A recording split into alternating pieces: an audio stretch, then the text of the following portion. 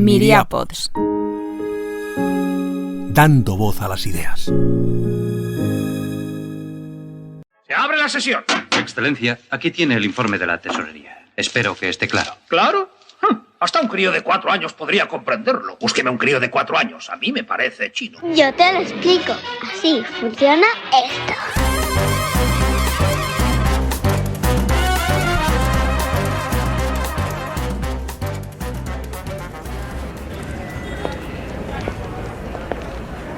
Juanra, Lucas, Dime, Ana Comellas. estoy pensando que en el podcast ya hemos hablado de dinero. A ver, hemos hablado de dinero. Esto es un podcast de divulgación económica. O sea, hemos hablado muchas veces de dinero, aunque supongo que, conociéndote un poco, debes referirte al episodio aquel en que veíamos qué era y cómo me repetiste otra vez, que su utilidad se basaba en la confianza de todos en la economía. También recuerdo que esa confianza dependía mucho del que crea ese dinero, es decir, el Banco Central de cada país o en nuestro caso el Banco Central Europeo. ¿Estás pensando en eso? Sí. Y también, Juanra, hemos hablado del precio de ese dinero, el tipo de interés. Ya me acuerdo que volvimos a hablar, como tanto te gusta a ti, de naranjas. Hiciste una analogía de cómo las naranjas pasan del agricultor que las produce al distribuidor que las lleva del campo a la ciudad y llegan al frutero que las pone a disposición de sus clientes. Pues sí, comparaba al agricultor con el Banco Central Europeo, al distribuidor con las entidades financieras y todo el sistema bancario, y al frutero con más o menos las sucursales o el mecanismo por el cual el dinero llega a las familias, a las empresas y al propio Estado, que no olvidemos que también necesita dinero. Así que también hicimos un episodio de la banca.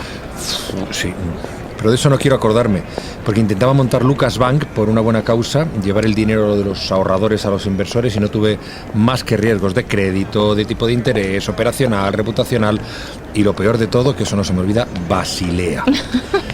Pero no veo dónde me quieres llevar, Ana Comellas. Pues aquí hemos visto todo esto de manera individual, Juanra, pero nos falta un episodio que lo ponga todo junto, en movimiento, ¿vale? Que nos dé una imagen del día a día del sistema financiero. Algunos lo aman y otros lo odian, pero sin él, sin ese sistema financiero, sin el sistema bancario que lo sustenta, no habría crecimiento en la economía. De hecho, es como la sangre, ¿no? Es como una especie de sistema sanguíneo, que en vez de repartir oxígeno a todos los órganos del cuerpo y los músculos y demás, pues reparte dinero. Vale, ¿y cómo lo has pensado? ¿Qué me propones, querida? Pues mira, Juanra, te propongo que me sigas acompañando en este paseo por la Castellana, porque vamos a conocer a Rosa Duce, economista jefe y responsable de estrategia de inversión de Deutsche Bank en España.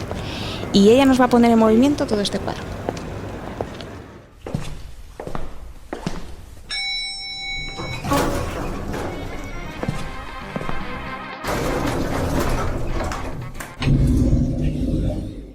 Hola Rosa, ¿qué tal? ¿Cómo estás? Pues muy bien.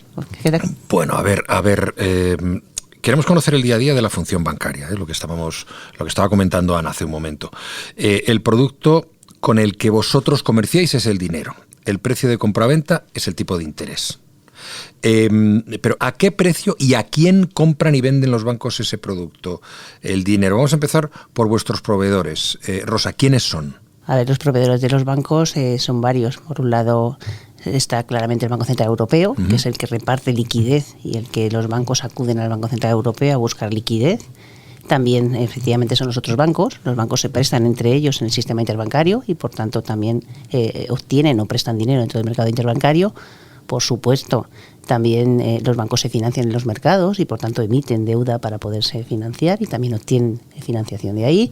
Y, por supuesto, el ahorro de las familias, de las empresas, que está en las cuentas, y con ese dinero los bancos pues también pueden hacer su trabajo, claro. Y, Rosa, ¿a qué precio se compra? Si hacemos esa analogía con las naranjas y yo compro naranjas, no lo sé, en la huerta murciana, Allende los Mares, tal, en cada sitio, ¿no? Voy a tener un precio diferente. Al final, pues tenemos el Banco Central Europeo, ¿no? que nos fija esos tipos de interés a los que ofrece el dinero en la economía, pero luego, por ejemplo, también tenemos el interbancario, como has mencionado, con el Euribor, ¿no? ¿Qué diferencia hay entre estos tipos y cuáles son más baratos y más caros para un banco?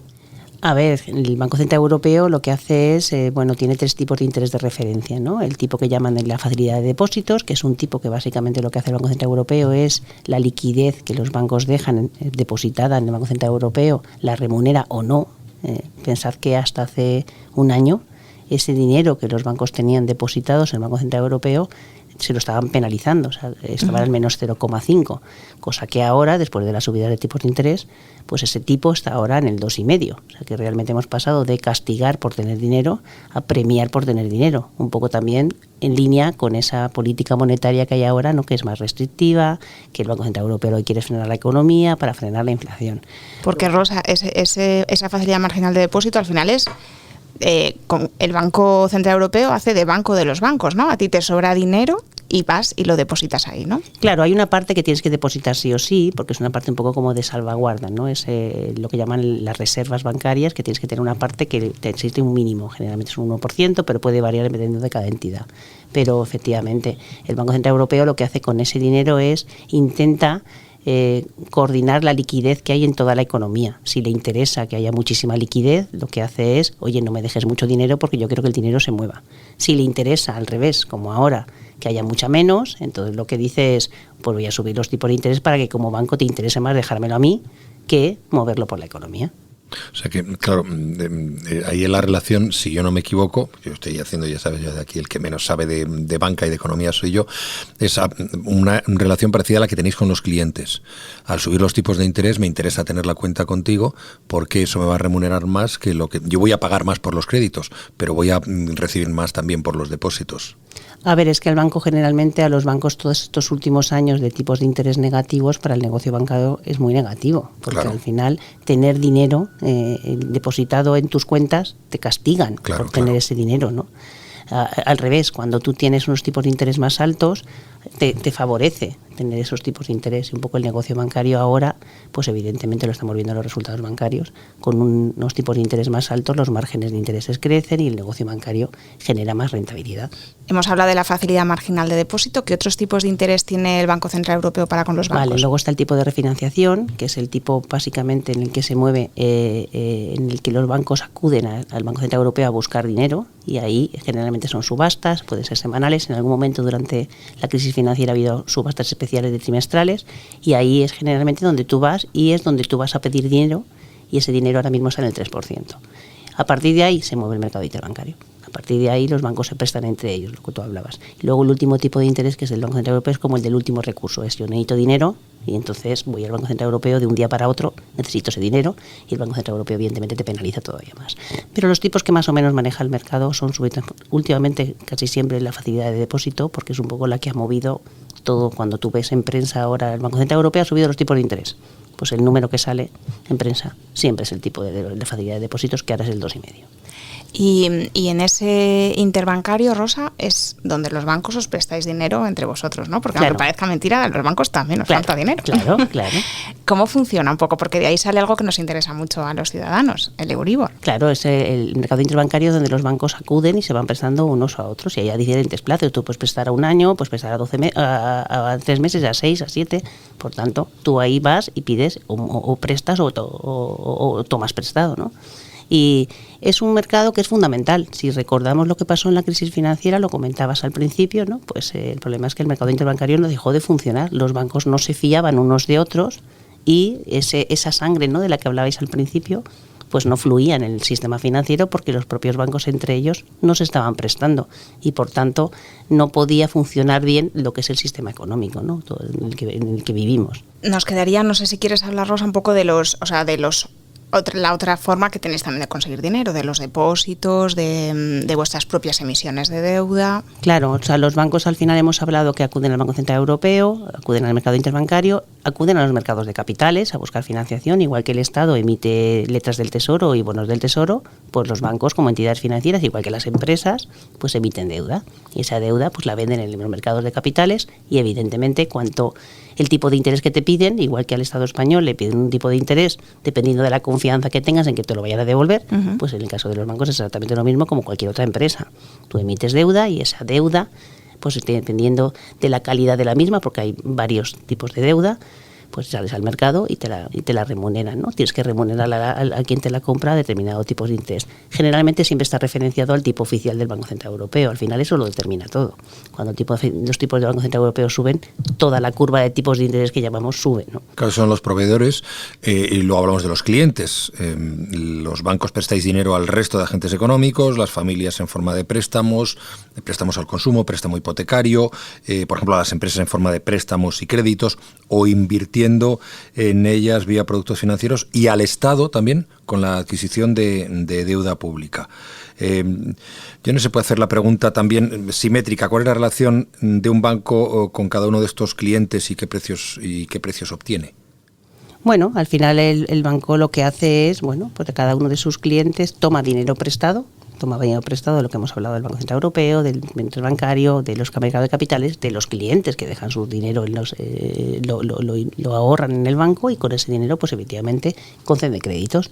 Dependiendo del tipo de crédito, pues ahí se dan créditos al consumo, créditos hipotecarios, como decías, de todo, cualquier tipo de crédito. Al final el banco, por eso decía que en un entorno de tipos de interés más altos, los márgenes de intereses pues suben, porque evidentemente el banco lo que hace es que presta un tipo superior al que toma prestado, ¿no? Y te voy a hacer una pregunta que te sonará extraña, pero a ver si podemos encontrar una respuesta clara. ¿Cuál es el modelo de negocio de un banco? ¿Cómo obtiene los beneficios? A ver, el modelo de negocio del banco depende del tipo de banco que sea, ¿vale? El banco tiene, por ejemplo, un banco tiene banca de inversión, tiene banca minorista, tiene banca corporativa, tiene muchos tipos. Si vas a un banco americano de inversión, pues básicamente un banco de inversión genera dinero en un mercado de capitales, ¿vale? Haciendo grandes operaciones con institucionales. Si coges un banco más local, genera dinero con una banca más doméstica, más minorista, más con préstamos de consumo, con hipotecas. Entonces, dependiendo de cada banco, hace un tipo de negocio diferente, ¿no? En general, los bancos que tienen presencia con sucursales, tienen una base importante de negocio, que es negocio minorista, que llamamos, en el que englobas pues tanto a banca más de alto patrimonio, banca privada, banca más premium, que llamamos aquí. Y luego tienes la parte de la banca de inversión y la parte de banca corporativa, que hablas ya es para que ya entablas relaciones con grandes empresas, con empresas medianas, ayudas a salir de emisiones al mercado de deuda. Hay una parte de la banca que es más negocio que llamamos banca de inversión o banca corporativa. Y luego está el negocio de banca minorista. Dependiendo de cada banco, tiene más o menos peso en cada una de estas áreas. ¿Ha cambiado, Rosa, este modelo en los últimos años con todo el avance tecnológico? Porque al final, pues hemos asistido a la aparición de la banca online. A nivel inversión, por ejemplo, que es tu campo, pues yo creo que hay más información que nunca de los mercados. Los mercados son cada vez más internacionales, hay menos trabas. En el caso europeo, por ejemplo, pues con todas las infraestructuras de mercado que hacen que Europa de verdad sea un mercado único. ¿Ha cambiado mucho el negocio o esencialmente sigue siendo el mismo? ¿O depende de ese tipo de banco que tú decías? A ver, yo creo que la crisis financiera lo que ha provocado es un cambio muy grande en el sector financiero. Desde la crisis financiera lo que ha cambiado muchísimo es la regulación. Hay muchísima regulación en el sistema financiero, y sobre todo los bancos en los últimos años han hecho un gran esfuerzo de capitalización para que no vuelva a pasar lo que pasó en el 2008. Entonces ahora los bancos son mucho más sólidos, tienen ratios de capital mucho más altos, tienen un negocio mucho más sostenido, la regulación hace que tengan que no se puedan cometer barbaridades, o sea que yo creo que es un negocio mucho más seguro. Y de hecho los bancos en general ahora mismo tienen una capitalización enorme, y no hay ninguna ahora mismo con lo que se está planteando, ¿no?, de que pueda haber una desaceleración económica, incluso una recesión. Nadie se está planteando, oye, a ver si un banco va a quebrar. No, esto ya no ocurre. Por tanto, ha cambiado mucho en los últimos 10 años.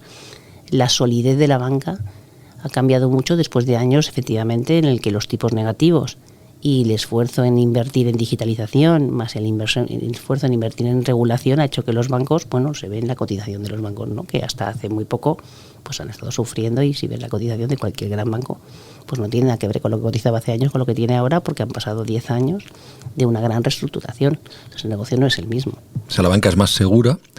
La banca ahora está imagino que en un mejor momento después de la crisis financiera y este tiempo que hemos vivido de tipos de interés negativos, pero le preocupa la reputación, el que no se siga percibiendo por parte de la mayoría, porque todos somos clientes de los bancos, no se siga percibiendo el sector como columna vertebral de un sistema que todos defendemos y del que el que estamos muy bien. Claro, a ver, yo creo que el problema es que durante la crisis financiera la crisis financiera es el resultado de un negocio probablemente que estaba mucho menos regulado de lo que tendría que haber sido, porque entonces, durante la época de 2000, pues siempre se hablaba, ¿no? Entonces el presidente de la Reserva Federal, que era Alan Greenspan, decía que confiaba en la total libertad de los mercados, que los mercados eran capaces de regularizar y poner a todo el mundo en su sitio.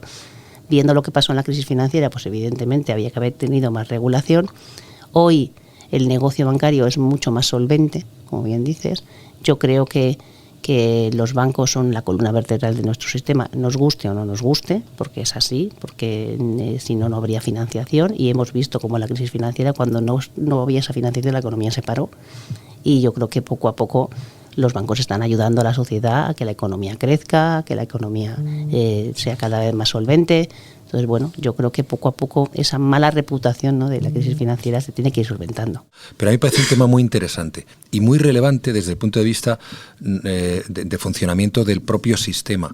Porque o sea, todo el mundo, y además yo el otro día lo hablaba con un amigo que está en el mundo financiero, todo el mundo tiene su cuenta bancaria, todo el mundo accede a los bancos, todo el mundo necesita los bancos. Los bancos en situaciones de crisis están ahí, y los bancos no son entidades que sean ajenas a los movimientos sociales, pero sin embargo sigue habiendo, creo que una brecha, una distancia, es una opinión personal, puede que equivocada, pero entre lo que es la actividad financiera y el prestigio de las instituciones financieras, unas más que otras. Algunas pues se acercan y lo venden muy bien como políticas de acción social relevante, pues los microcréditos, todo esto. Hay algunos bancos internacionales que tienen estas posibilidades y tal, pero siguen. El otro día se conocen los datos de los beneficios del BBV, del Santander, que ahora hace poco se han conocido. Bueno, entonces alguna gente en algunos medios se echa las manos a la cabeza. Bueno, tal y como está el país, esto es ganando decenas de miles, mire usted, pero es que esto es así porque el negocio está cambiando y afortunadamente se está haciendo más fuerte, y eso fortalece nuestro propio sistema. Pero, ¿por qué ese mensaje no termina de llegar? ¿Por qué a medida que estamos sumidos en una crisis, que lo sigue siendo, aunque evidentemente estamos saliendo, las cifras están ahí, con la guerra que tenemos en estos momentos, cómo nos está afectando, con la inflación, con todo esto, el negocio bancario va mejor?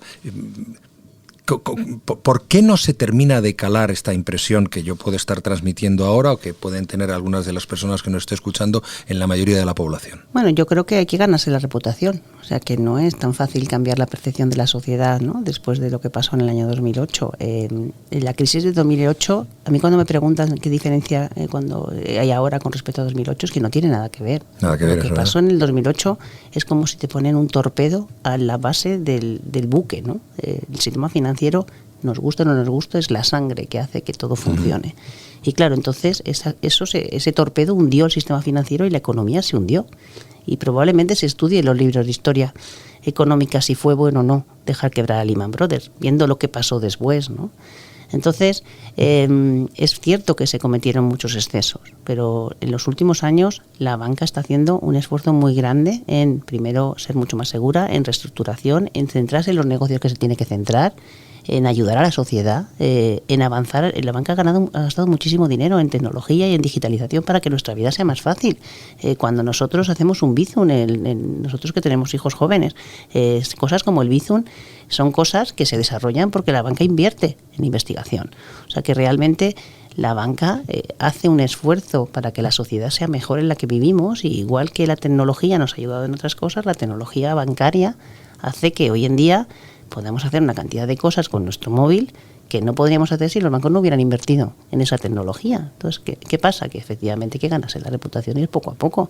Todo eso es dinero. Nadie pensaba, cuando hablábamos que los bancos ahora ganan dinero, no se acuerdan cuando los bancos perdían el dinero continuamente. Y es lo que hablaba al principio, cuando tú ves las cotizaciones bancarias en la bolsa, El resultado es que han perdido muchísimo valor en bolsa. ¿Por qué? Pues porque durante muchos años se han tenido que sufrir esos tipos negativos, una economía que no termina de crecer, y el negocio bancario es un negocio cíclico. Por tanto, cuando la economía crece va bien, pero cuando no crece, evidentemente no, con muchas provisiones por morosidad, con muchos esfuerzos de inversión en regulación, con muchos esfuerzos de inversión en digitalización, porque por mucho que perdieras dinero tenías que seguir invirtiendo en que tú tengas una app que puedas comprar, que puedas vender, que puedas ver tus movimientos. O sea, yo creo que la banca ha hecho mucho en cuanto a que la sociedad sea más ágil, pero es verdad que venimos de una historia que tenemos que pagar y que poco a poco iremos pagando, ¿no? Y Rosa, ¿cómo veis desde el sector bancario o en tu caso desde Deutsche Bank la perspectiva un poco para este año y el año que viene en el entorno que nos movemos, que seguimos con la incertidumbre de la guerra, que es verdad que la inflación se va moderando pero la subyacente va subiendo, que el Banco Central Europeo ya ha dejado claro que seguirá con la senda alcista de tipos de interés, que lo seguirá subiendo mientras lo considere necesario? ¿Cómo se enfrenta la banca a todo esto? ¿Cómo lo veis? Bueno, yo creo que lo primero es que nos enfrentamos a una economía efectivamente que se está frenando. Veníamos de una situación excepcional. Era excepcional también la época de tipos cero. No era normal que los tipos tuvieran el 0%, ¿no? Siempre lo decimos aquí, que ahora nos parece que un 3% es un montón, pero es que el 0% es lo que no era normal, ¿no? Claro, o sea, yo creo que volvemos a la normalidad. Y venimos de una situación que era normal y además que se vio agravada con la pandemia. ¿Qué ha pasado? Claro, la pandemia al final lo que provoca es que nos quedemos en casa y tengamos mucho ahorro acumulado. Cuando nos dejan y nos abren las puertas, se produce un fenómeno. Claro, se suele echar mucho la culpa a la inflación y a la guerra en Ucrania, pero no es cierto. Eso no es más que la gota que colma el vaso. Cuando en 2021 nos dejan salir, ¿qué ocurre? Pues que nosotros tenemos mucho ahorro acumulado y nos queremos gastar el dinero. Y empezamos a demandar muchos bienes. ¿Qué pasa? Que las fábricas, como han estado paradas, pues tampoco nos pueden dar estos bienes, con lo cual esa diferencia entre oferta y demanda ya provoca que desde 2021 la inflación empieza a subir. Luego ya llega la guerra en Ucrania, suben los precios, suben los alimentos y la inflación se dispara. Y los bancos centrales han encontrado con una tesitura en la que en condiciones normales deberían de haber subido los tipos mucho menos para frenar la economía, pero como veníamos con esa época de ahorro tan grande y con unas cifras de empleo tan altas, pues claro, llega un momento que tienen que subir mucho más de los tipos de lo que les hubiera gustado. Y además están en un escenario incierto. Ellos están ahora viendo que han subido mucho los tipos de interés, pero es que la economía no termina de frenarse con fuerza. Y como bien has comentado, la inflación subyacente sigue estando en niveles muy altos. ¿Por qué? Pues porque sobre todo es porque esos niveles de empleo, sobre todo en Estados Unidos, que tienen pleno empleo, pero incluso en Europa, incluso en España, eso hace pues que haya presión salarial y eso les preocupa. Les preocupa porque la inflación se queda entonces en nuestra economía a esos precios más altos y eso se vuelve persistente. Entonces yo creo que nos enfrentamos a una economía que se está frenando. Hemos empezado el año mejor de lo que esperábamos. Los datos están diciendo que la economía no va a sufrir tanto, pero también eso tiene un riesgo. Si la economía no se frena lo suficiente y los precios no se frenan lo suficiente, los bancos centrales van a tener que subir los tipos mucho más y eso evidentemente al final va a ser peor, ¿no? Es como va a ser mucho más necesario subir tipos. Ahora mismo lo que se espera es que los tipos sigan subiendo, pero tampoco mucho más de lo que ya están. Porque Rosa, claro, vosotros, por una parte, cuando suben los tipos, has dicho que los bancos son más rentables, pero por otra parte también os enfrentáis a otros riesgos, ¿no? Porque si hay subida de tipos, entiendo también que a lo mejor hay más riesgo de crédito, ¿no? De que haya familias o empresas que no puedan devolver. Claro, ahora mismo está pesando más el hecho de que, como no se espera una fuerte recesión, sino un freno en la actividad, una desaceleración, está pesando más lo que puedes ganar por tipos de interés que lo que puedes perder por provisiones y riesgo de crédito. Pero cuanto más suban los tipos, más probable es que haya una recesión más fuerte y, por tanto, más van a subir los impagos. El escenario que nosotros barajamos hoy en día es que probablemente no haya que subir los tipos mucho más.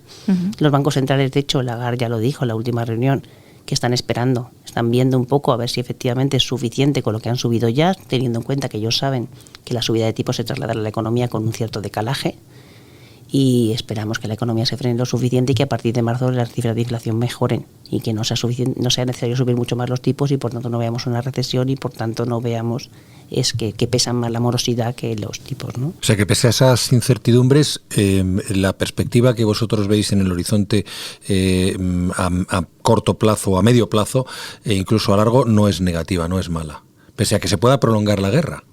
Es que pese a que se pueda prolongar la guerra, lo importante es que, sobre todo, se nota mucho en los datos europeos y sobre todo en Asia, ¿no? Al final lo que estamos viendo es que el hecho de que el precio del gas se haya conseguido moderar, ha quitado de la mesa el mayor riesgo que se hablaba hace 6 meses, que es que hubiera una ruptura del suministro. O sea, al final los gobiernos europeos lo han hecho bastante bien. Se han tirado un año acumulando gas, buscando nuevos proveedores, porque además no es una cosa temporal. Yo creo que la gran diferencia de lo que ha supuesto Ucrania es que Rusia ha pasado a ser un socio que ya no es fiable. No es decir, este año me tengo que buscar proveedores nuevos, pero el año que viene voy a volver al de siempre. No, el de siempre ya no va a estar. Y esto es un poco lo que han hecho los gobiernos europeos. Han estado todo el año buscando nuevas fuentes de suministro y apostando mucho por las renovables, para no ser tan dependientes de fuera. ¿Eso qué quiere decir? Pues que el riesgo de que Alemania se quede sin calefacción y tengan que parar las fábricas, pues ya no está sobre la mesa. Eso es un poco el escenario que hace que seamos un poco más optimistas. Está claro que la economía se está frenando y que tiene que frenar porque los bancos centrales han provocado que la economía se frene para bajar esos precios. Pero el escenario ya no es tan negativo como hablábamos hace 6 meses. Y es un poco lo que estamos viendo cuando la Comisión Europea, el Fondo Monetario, revisan al alza las previsiones. Es un poco ese reflejo.